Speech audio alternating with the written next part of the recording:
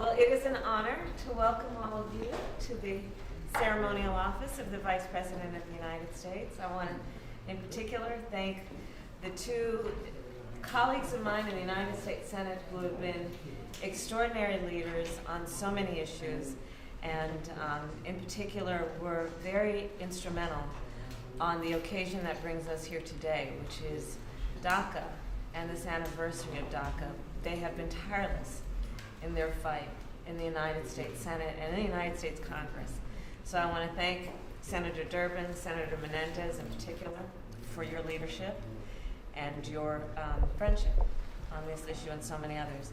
So 1 week after I was sworn into the United States Senate as a member of the Homeland Security Committee, and that was in 2017, in January of 2017, I was in a hearing, and in the hearing, there was a hearing for the nomination of the Secretary of the Department of Homeland Security. I remember that hearing quite well. And I asked him a number of questions, but I was very specific in the subject that I was talking with him about, which was DACA.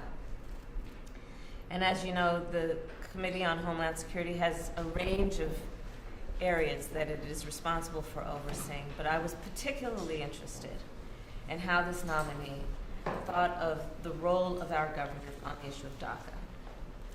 And so I asked him questions, and I asked him about how he felt about, of course, DACA, which is the Deferred Action for Childhood Arrivals, and was, of course, started by the Obama administration in June of 2012. And we knew it was under threat by the administration at the time. And I was concerned about how the secretary, the nominee, would approach it. So I asked him, General John Kelly, I asked, are you willing to maintain DACA? Are you willing to maintain the policy? And he refused to answer the question directly. And I will tell you, we are here on this day, on the anniversary of DACA, and I'm here on behalf of the Biden-Harris administration to tell you this administration fully intends to do everything in our power to protect our dreamers. There will be no question about that. There is no question about that. And it is really for one simple reason, and this I say to our dreamers, because you are home. This is the only home you've known. And this issue is as fundamental as that.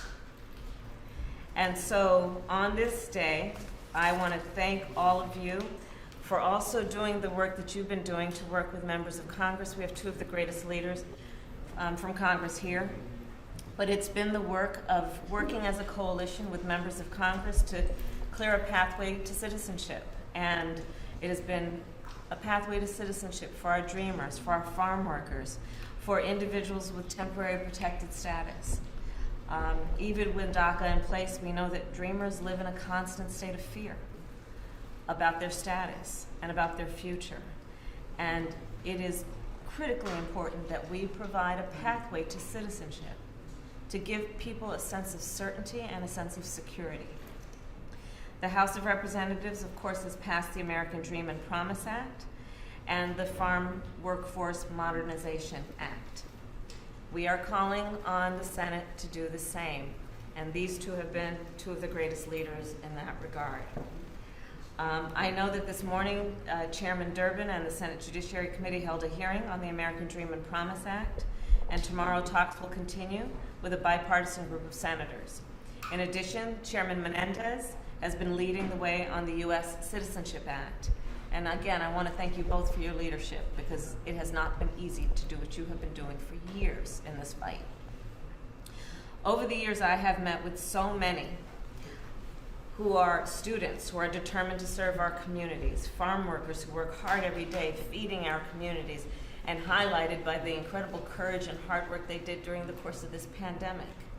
Care workers who risked their own lives during the course of this pandemic, every day, out of a commitment to follow through on their life of service by being frontline workers and being those people who the whole system relied on when almost everything else failed.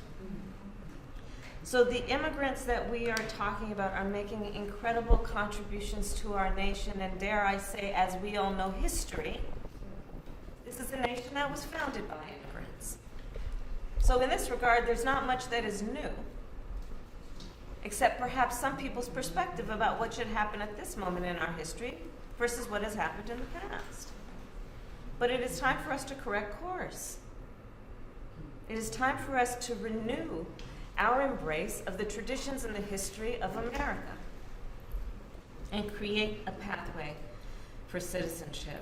So there is an urgency to this moment, and your stories are America's stories, and that's why we're here today, to share stories and to renew our commitment to this issue, both in terms of making progress, seeing action, but also making it very clear that when we are talking about a fundamental issue that is about safety and security and citizenship, we should create a pathway and allow people that opportunity, people who, in many cases, for decades, have been serving our country with courage and commitment.